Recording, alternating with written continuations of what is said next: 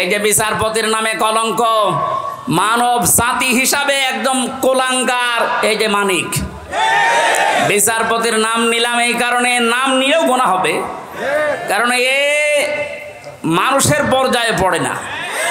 ইসলামকে এই দুনিয়া থেকে মিটানোর জন্য বিশেষ করে বাংলাদেশ থেকে যারা ভূমিকা পালন করেছে বেশি, তার ভেতরে এই অবৈধ বিচারপতি একজন।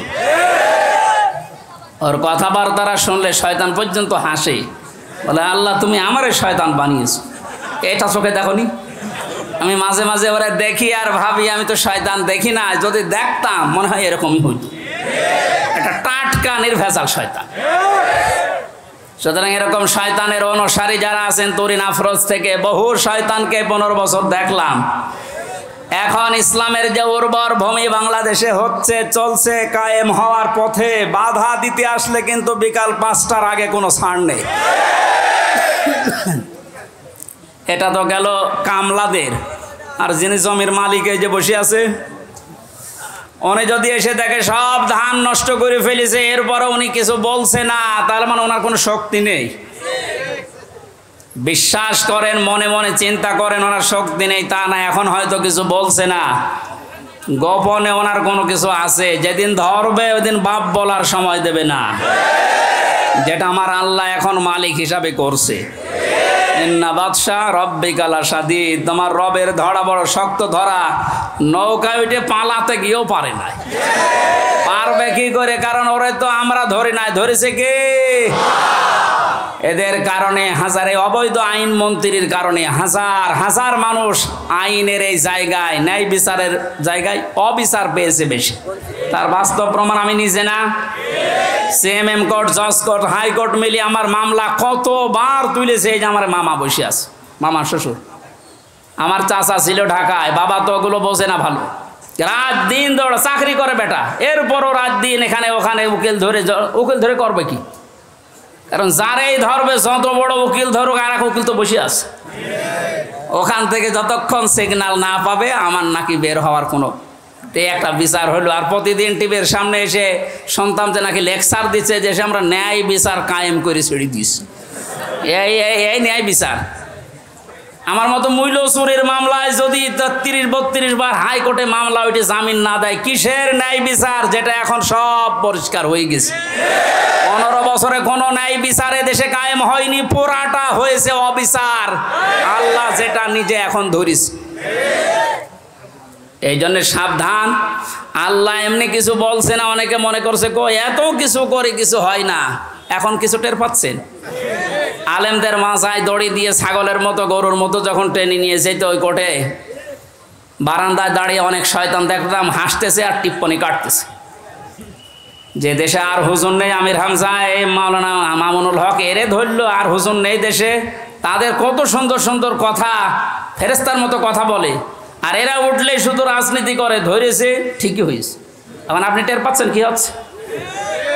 10 দিন আগে যে লোকটা আইন পোড়া চালাতো, সেই লোকটার পক্ষে একটা উকিল পর্যন্ত এখন দাঁড়াতে রাজি না। এইটাই আল্লাহর ধরা। এটা কার ধরা? এই জন্য জমিনের মালিক যিনি, উনি যদি ধরে, বাপ বলার কিন্তু সময় পাবেন না। আমরা এখন এই আয়াতটা আল্লাহকে বলছি, আল্লাহ তুমি আমাদেরকে দেখাও যে দলে দলে মানুষ ইসলামে প্রবেশ করছে, এটা যেন আমরা দেখতে পাই, চর্ম চোখে দেখতেছি, এটা যেন আরো বৃদ্ধি বাড়ে। জোরে বলেন আমিন। কারণ জমিনে বহু মানুষ এই 52-53 বছর চালিয়েছে, আমরা দেখলাম না? বাবা চালিয়েছিল, স্বামী চালিয়েছিল, চাচা চালিয়েছিল, বউ চালিয়েছে, ভাবি চালিয়েছে। এক কথা বলছে না কেন? এ তো কোরআন দিয়ে চললে দেশটা কেমন দেখা যায়, এটা এখনো আমরা দেখি নাই।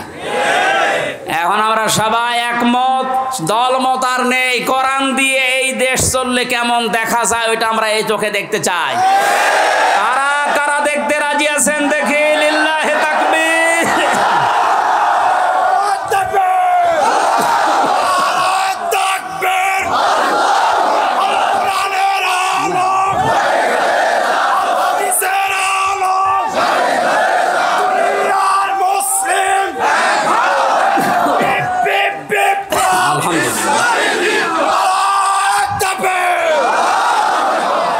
এই জন্য কোরআনের খাদেম আমরা যারা এখানে বসে আছি আমাদের কোনো টেনশন নেই। কায়েম হলেও এদেশে ভালো, না হলেও আমার কোনো লস নেই। আমার বেতন আছে বিকাল 5টায়, তার নাম জান্নাত, ওটা আল্লাহ আমাকে দেবেই।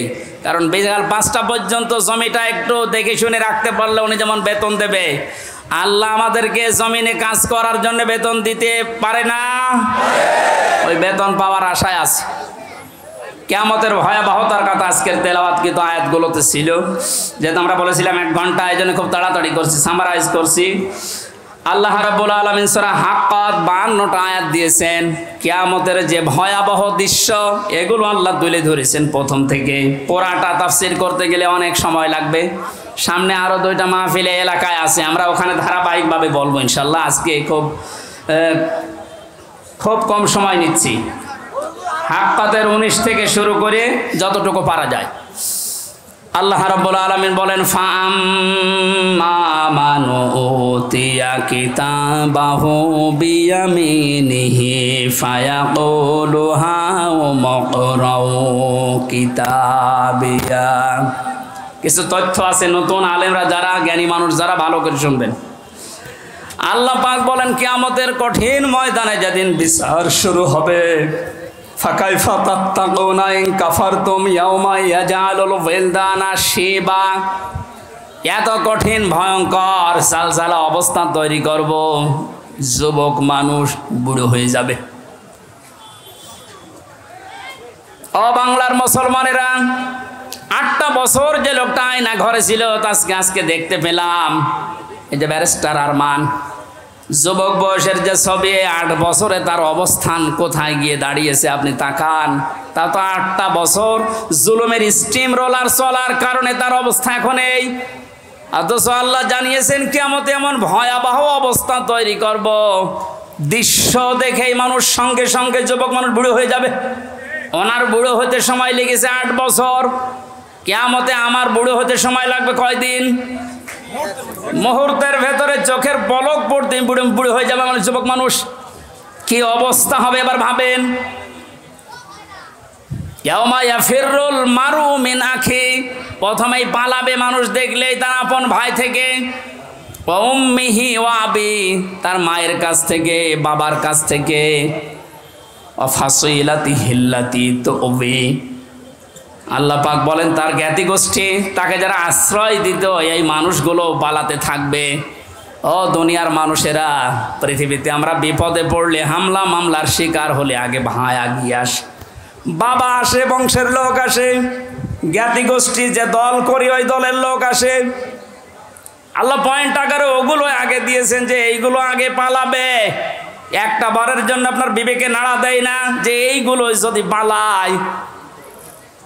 যারা আজ ধোঁকা দিয়ে অনেককে 15 বছর বোকা বানিয়ে রেখেছিল, পীরের নামে হাজার হাজার লক্ষ লক্ষ ভণ্ড বেরিয়ে যে কোনো চিন্তা নেই আমরা আছি, ওরা আগে পালা।